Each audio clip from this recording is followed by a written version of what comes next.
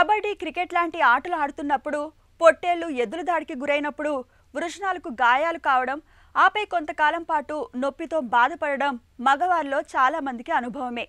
అయితే ఎలాంటి ఆటలు ఆడుకున్నా పశువుల దాడికి గురి కాకున్నా బీజాల్లో నొప్పి రావడం, వృషణాల సంచిలో ద్రవం పేరుకుపోవడం, బీజాలు బరువుగా ఉండడం వంటి లక్షణాలు కనిపిస్తుంటే మాత్రం ఖచ్చితంగా అనుమానించాల్సిందే.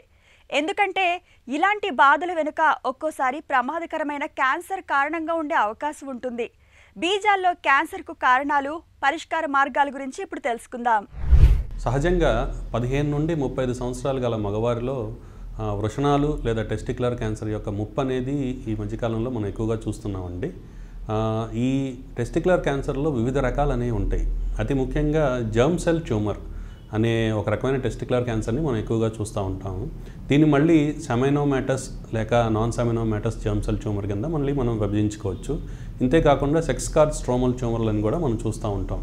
ఇది కాకుండా తక్కువ సంఖ్యలో లింఫోమాస్ కానీ సార్కోమాస్ అని కూడా మనం ఈ బీజాలలో క్యాన్సర్ కింద మారే అవకాశం కూడా ఉంటుంది.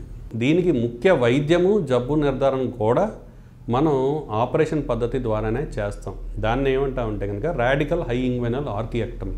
అంటే బీజాన్ని, ఆ టెస్టికల్ని పైన ఉన్న స్పర్మాటిక్ కార్డ్ నుంచి కింద బీజం వరకు మొత్తం మనం తీసివేస్తాం. ఇది చాలా చిన్న ఆపరేషన్ ప్రొసీజరే అండి.